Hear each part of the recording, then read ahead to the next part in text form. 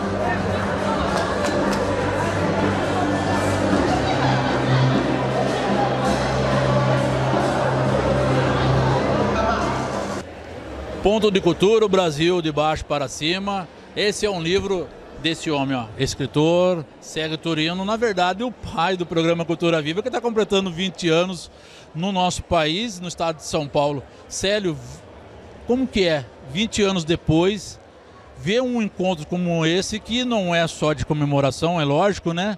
Mas que tem muito a festejar. É muito bom, né? Sinal de que as sementes brotaram, né? Houve tanta dificuldade e, a despeito disso, as sementes e os pontos estão lá nas comunidades, né? Seguem abrindo as portas, seguem acolhendo as pessoas, né? E Ponto de Cultura é isso, Ponto de Cultura é a biopotência.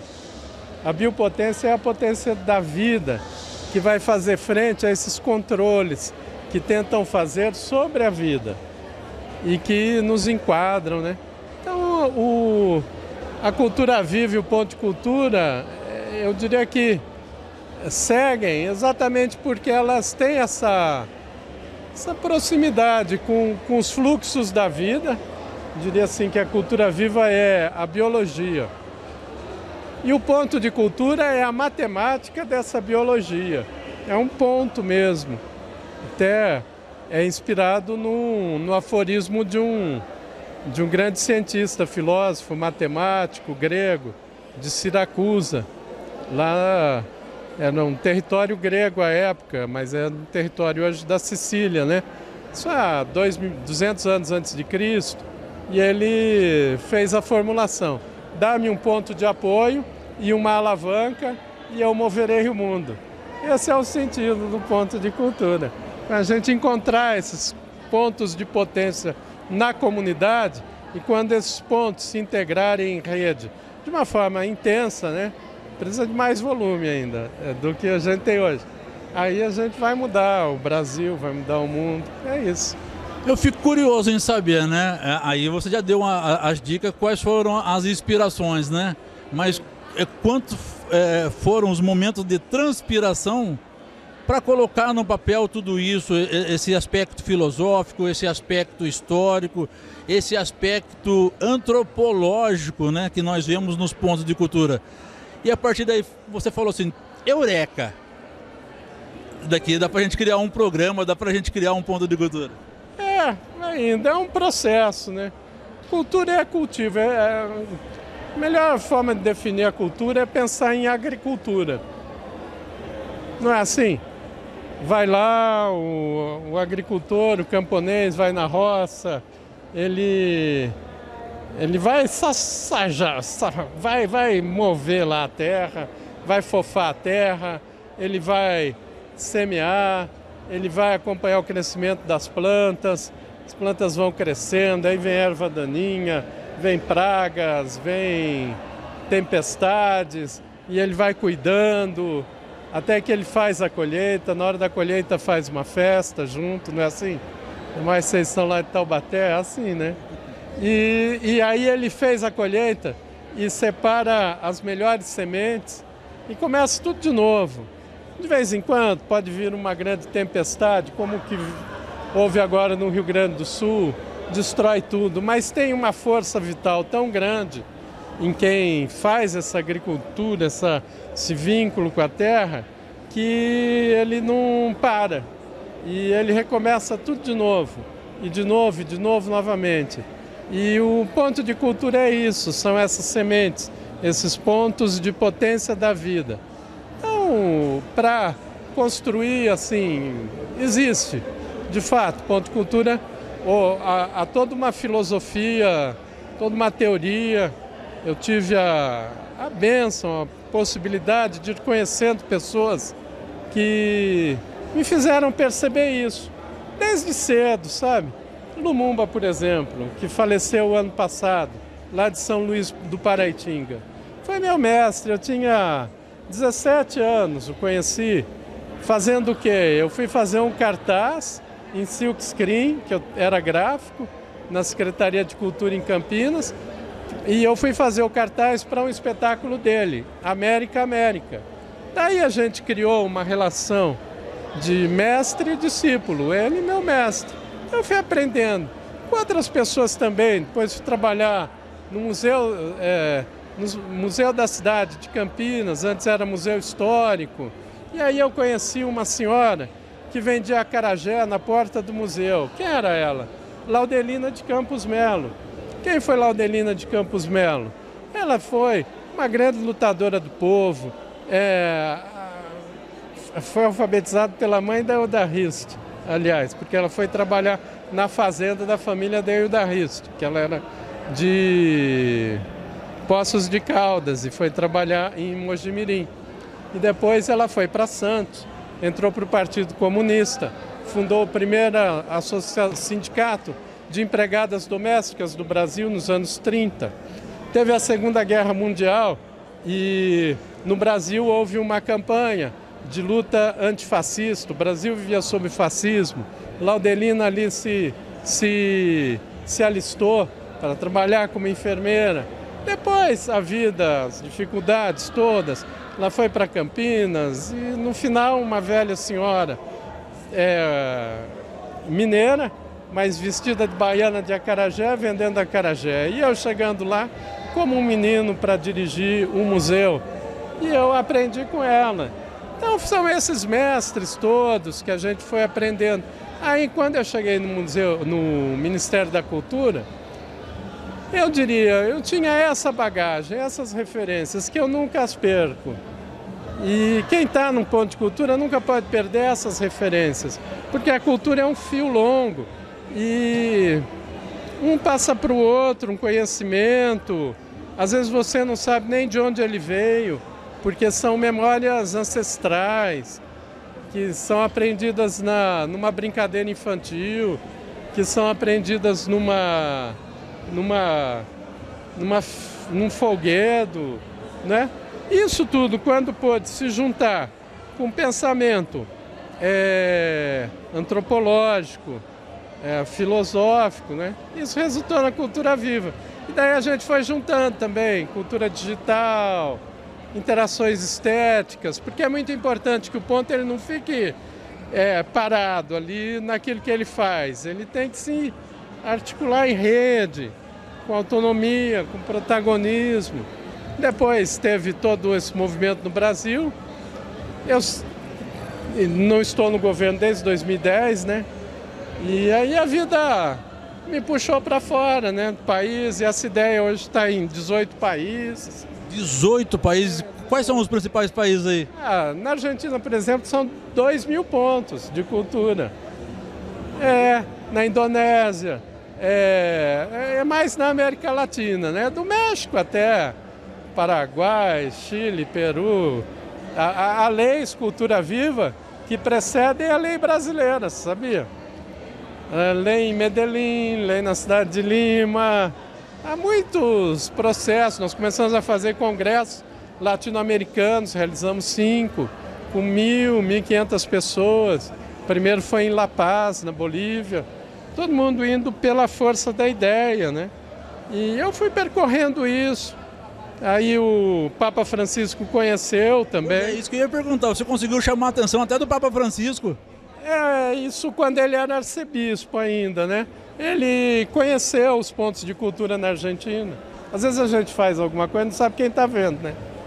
Depois ele, como Papa, ele pede para a assessoria dele encontrar quem tinha pensado, idealizado os pontos de cultura e me convida, eu com a Silvana, minha companheira. Aí nós fomos algumas vezes lá ao Vaticano, fui fazer algumas conferências na Sala do Sínodo, na Academia de Ciências, né? Isso porque tem uma proximidade entre o conceito de ponto de cultura e um conceito que ele desenvolveu, que é o da cultura do encontro. E ele faz isso desde os anos 90. E colocar os diferentes para se encontrarem, para descobrirem soluções comuns. Isso ele começou quando houve um atentado terrorista na AMIA, Associação Mutual Israelense Argentina, em 1994.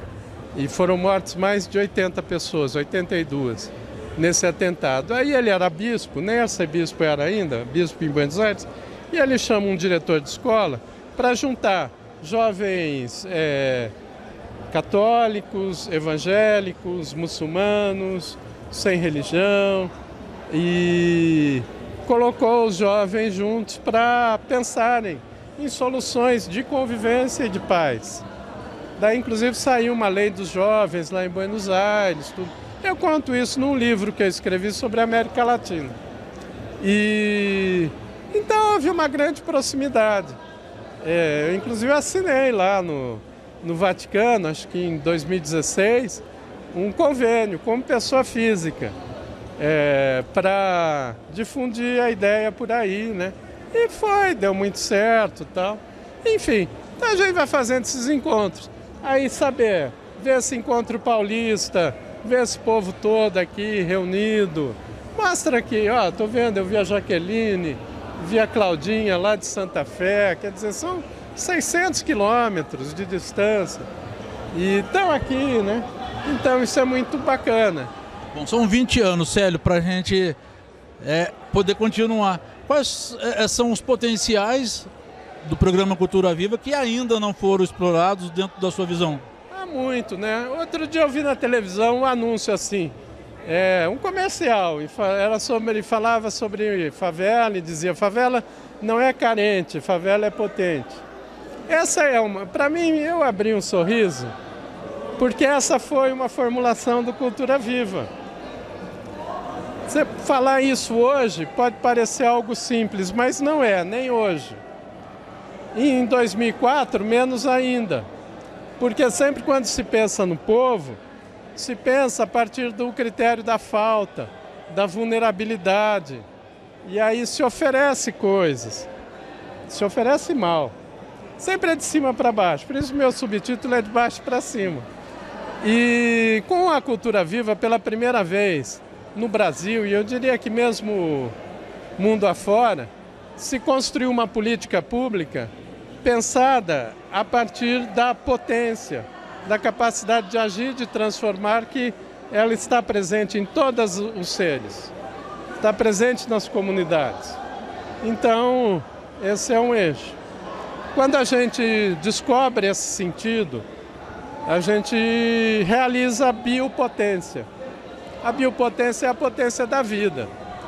E ela é algo muito necessário, sobretudo nos tempos atuais do mundo, com colapso climático, civilizatório, guerras e tudo mais. A gente precisa fazer prevalecer a potência da vida, porque nada pode contra a vida. Mas a gente se deixa dominar pelo quê? Pelo biopoder, pela necropolítica, que é a política da morte, pelo controle dos processos de vida. Então, o ponto de cultura, essa é a essência. Ao lado dele, como é um conceito matemático, muitas vezes eu me perguntava por que isso se expandiu para tantos lugares, né? Por exemplo, no Reino Unido, o meu livro é obrigatório para concurso público para o Ministério da Cultura, que eu lancei lá também. E por que expandiu? Porque tem esse sentido abstrato, mas que é muito concreto. Então, a partir daí, a gente, por exemplo, o Brasil foi vanguarda mundial em cultura digital na primeira década desse século, em software livre. Antes, no ponto de cultura, não havia software livre para áudio e vídeo. Foi com Cultura Viva que se desenvolveu no mundo. Como? Por redes de hackers que viram que aqui a gente tinha um outro conceito e colaboraram. Eu nem sei quem são. São pessoas anônimas. Sei lá, alguém podia estar na Nova Zelândia, em qualquer lugar do planeta, e viu, olha, ali no Brasil estão fazendo algo diferente e contribuíram. Porque a gente distribuiu o kit multimídia e queríamos que fosse em software livre, não ia ser pagando software proprietário, também não íamos distribuir algo pirata. Então, por isso teve que desenvolver. E aí essas redes vão se fazendo. Isso é algo que valeria muito a pena se o Brasil tivesse dado continuidade a isso. Hoje nós seríamos uma potência em software livre. Mas aí houve uma descontinuidade que não é o caso de falar hoje. Isso a partir de 2011. E outras coisas também, né? Interações estéticas. E daí vai surgindo pontinho de cultura, cultura infantil, palavra griot. Nem existia. No máximo as pessoas falavam griot, afrancesado, né, que são essas bibliotecas vivas da África Ocidental. Não sabia exatamente a origem da palavra. Com Cultura Viva a gente foi buscando, cavocando, como se faz na agricultura. Griot vem de gritador. Eram os grandes mestres da cultura tradicional africana, que quando no processo de escravização estavam ali os escravizados, acorrentados, nos portos, seja em Cabo Verde, Cachel, na Guiné. E os portugueses, eles achavam que esses mestres que tinham umas roupas estranhas, uns instrumentos musicais diferentes para o europeu, um trançado de cabelo diferente, que eram feiticeiros, né? Eles pensavam, então eles não mexiam neles. Aí esses homens, creio que havia mulheres também, mas muitos homens, eles adentravam nos portos e ficavam gritando. Gritando o quê? Gritando da ancestralidade, conhecimentos. Não se esqueçam de onde vocês vieram. Vocês vão atravessar acorrentados no oceano, não sabem para onde vão. E esses são os gritadores. Do gritador vem o griot, que unificou, porque há muitas palavras, né, muitos idiomas, né, que para definição desses mestres. E, por exemplo, Bamako, Djeli, que é hoje no território do Mali, em vários lugares falam. Então, jovens africanos que estudavam na Europa, sobretudo na França, porque aquele é um território mais de colonização francesa, foram para estudar na França, eles quiseram dar uma unificada nesse conhecimento. E aí, griot, que vem do gritador, e que no Brasil ele ganha um sentido muito amplo. Isso é um legado da cultura viva. E outros, né? E que surjam outros, coisas que a gente nem inventou, mas que elas surjam e elas sigam para frente. Célio, muito obrigado pela entrevista. Aqui o Célio Turino, idealizador do programa Cultura Viva no Brasil, né? E trazendo essa experiência para esses 20 anos aqui em São Paulo.